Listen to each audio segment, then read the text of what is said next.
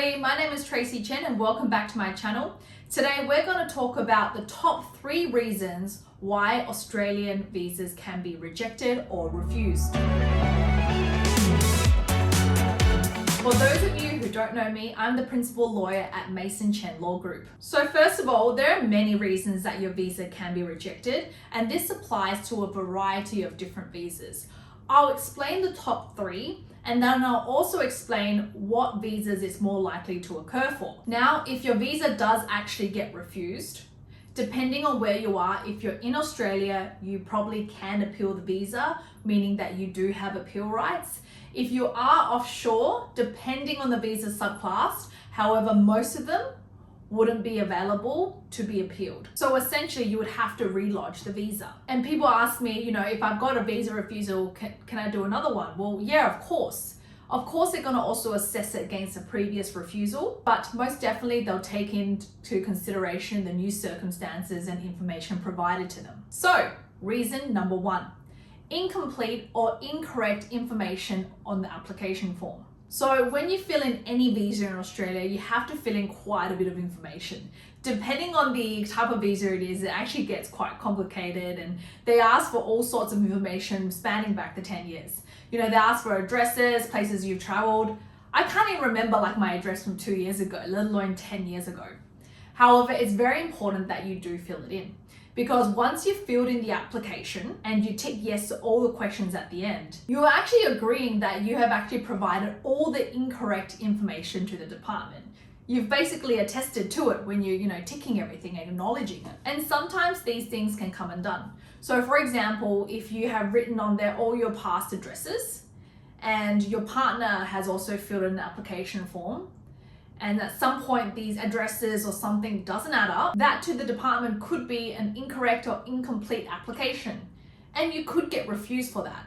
So it's really important that you fill in all the correct information to the best of your knowledge. Now, I do think that they do understand if you can't provide all the information because you can't remember. If that's the case, don't be afraid to, upload a statement just saying that you can't remember, your address from, 9 years ago or something like that.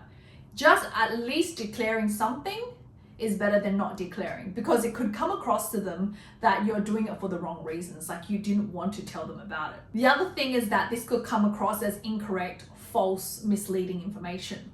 So I had a client who filled in an application form a couple of years ago now. It was actually for a business visa, so it's a little bit different. And when they filled in the forms, there was something about, have you actually committed any offenses? And the client actually ticked no. And at the time, she didn't know. Then what happened is they went to do their police checks, which is a part of many Australian visas. You need to provide your police check. And in that police check, her criminal record actually showed offense from a very long time ago, something like 1997. And this may have occurred in, 2015 or 2016. So it was something that was almost 20 years ago. And she provided that information to the department, and the department came back and asked her to explain the situation. They weren't too satisfied with her explanation, so they actually came back and gave her a refusal. Now, this circumstance, I do think it's actually a little bit unfair, because I think in this case, she genuinely forgot. Honestly, it was 20 years ago. I can't even remember what I did 2 days ago sometimes. When you're busy, life goes on. She had 4 children during that time. I don't think it was completely fair.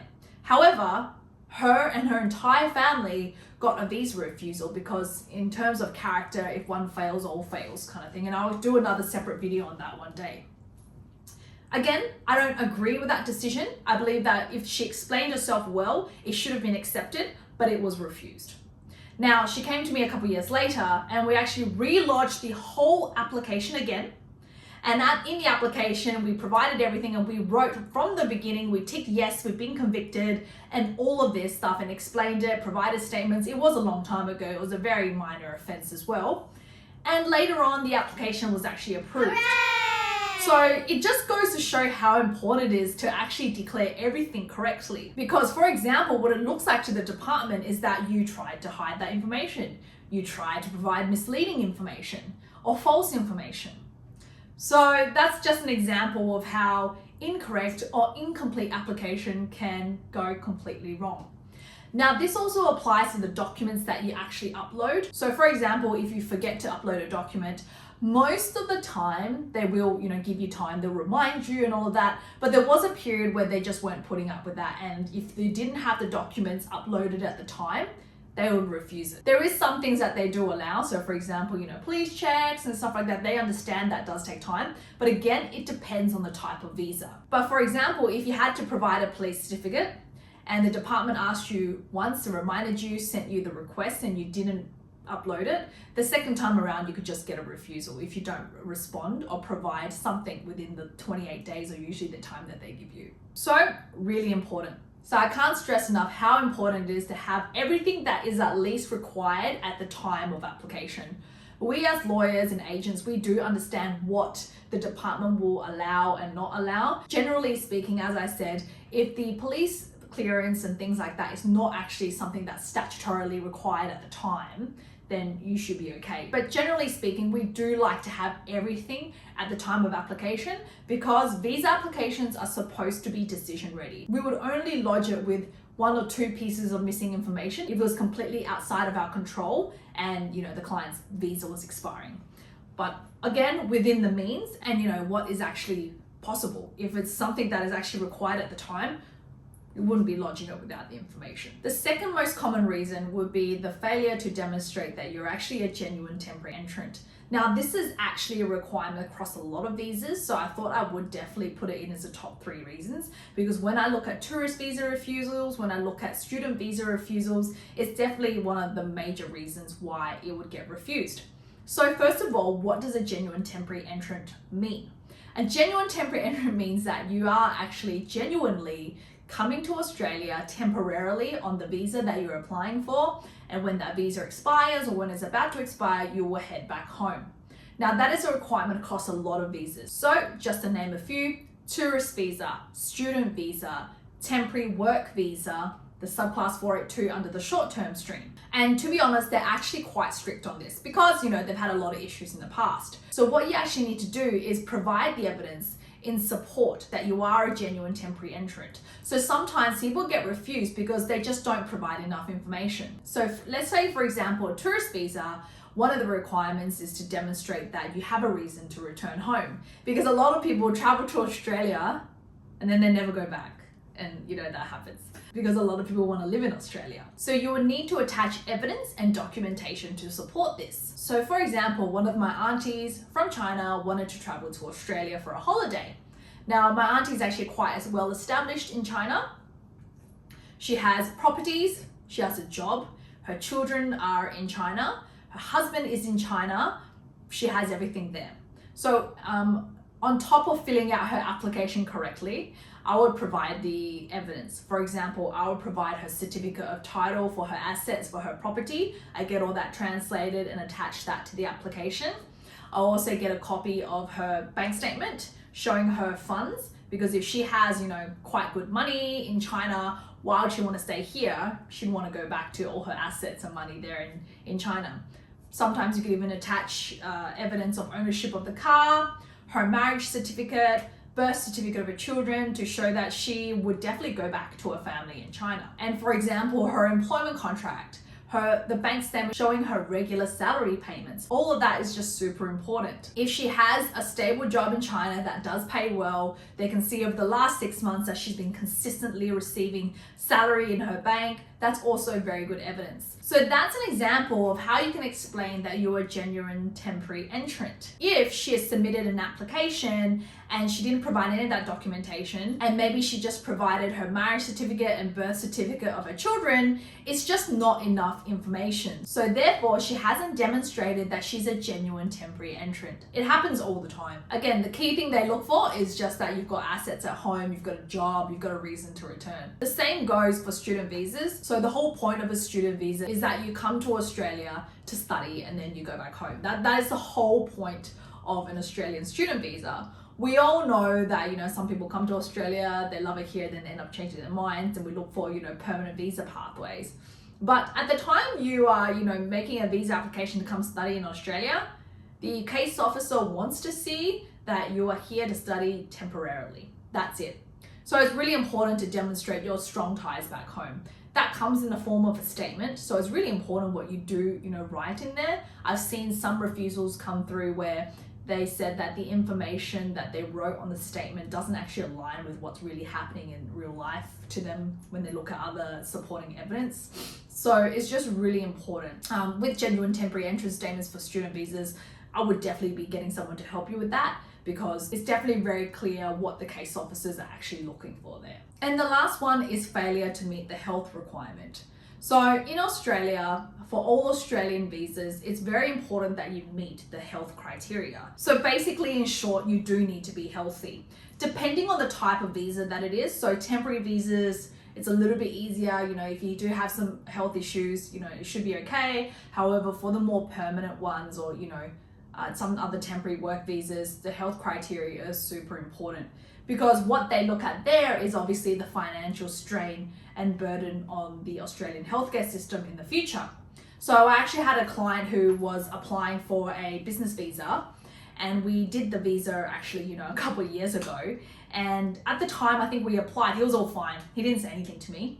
And then I lodged the visa, and it kind of just went in the system, and it was just a couple of years later, that's how long processing times are. A couple of years later, they were at the end of the application, they were at the end of processing the application, and they asked him to go do new health checks, because health is something that you need to do every 12 months. So if you did it like 14 months ago, you need to redo it. And then he calls me up and he was like, he said something and I couldn't understand him at the time, and I couldn't figure out what it was. And he's just like, I had a thyroid cancer, last year. And I was like, oh, whoops, he didn't tell me this. Well, we didn't talk on a daily basis, and I'm sure he was going through a difficult time, and he didn't, call me to update me. I'm the last person he wants to talk to. He was handling enough back home. And I thought, oh, okay, he's got thyroid cancer. And he said, I declared it to the health officers. I'm like, okay, great. So then the health officers, and it depends on the type of visa. So there's things called health waivers and all of that. Anyway, the type of visa that he applied for, they did the assessment, and then I actually got contacted a few weeks later saying that they need a second opinion from his oncologist. And we got a second opinion from his oncologist, and it actually looked all quite good. And so we provided a statement from his oncologist to the medical officers, we call them a MOC, a medical officer of the Commonwealth. They accepted the letter from his oncologist because they probably determined that it wouldn't be a huge financial burden on the Australian healthcare system. But during the time, I think he was really stressed out.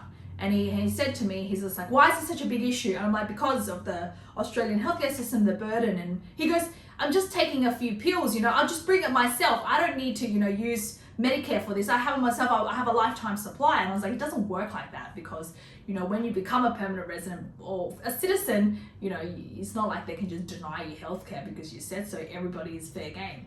So, in the end, lucky it all worked out for him. That's an example where, they do look into that. Other situations, I had a situation where a client's daughter had autism. That was pretty tough. Generally, illnesses like that, you would get a visa refusal for. So it's really important. Now, this comes into effect, generally people who are applying for Australian visas are pretty healthy, so, it's okay, most people, but there are circumstances when people do have health issues. And then obviously with people who are a little bit older, parents, and all of that, they do look at that closely, because, as you grow older, your health does deteriorate. But in saying that, it is the serious health problems. Anything that's minor, that's also in line with your age, they can accept it. But do get advice on that. So if you have, a serious health issue and you want to apply for an Australian visa, get the proper advice prior to that. Just tell, your lawyer, your agent that you're consulting the issue so that they can advise correctly. Because it may be something that would just be a flat out refusal. So that's something to consider. So that was your top 3 reasons why your Australian visa application can be refused. So I think it's really important for you to consider that. A lot of people most of the time are applying for, temporary visas anyway. So what I explained in part 2, the genuine temporary entrant, is really important. And then part 1 and 3, that applies to most visas, you have to attach everything at the time of lodgement and all of that. So it's something for you guys to keep in mind. Obviously, before you lodge any Australian visa, it's really important for you to get the correct advice. Go see your agent, go see your lawyer. It's just super important. Now, I hope you guys enjoyed that video. Please don't forget to like and subscribe. Now, I do want to mention something. Australian migration does change all the time, and we keep people updated. If you guys follow me on my socials, I'm on TikTok, I'm on Instagram. I'll leave the handles below in the description box. However, to stay up to date, don't forget to subscribe. Now, I'll also leave the link to our law firm website below. You can actually sign up and subscribe and keep up to date with everything. So I hope you guys liked that video. Please don't forget to share this with people who need it, and I'll see you guys in the next video.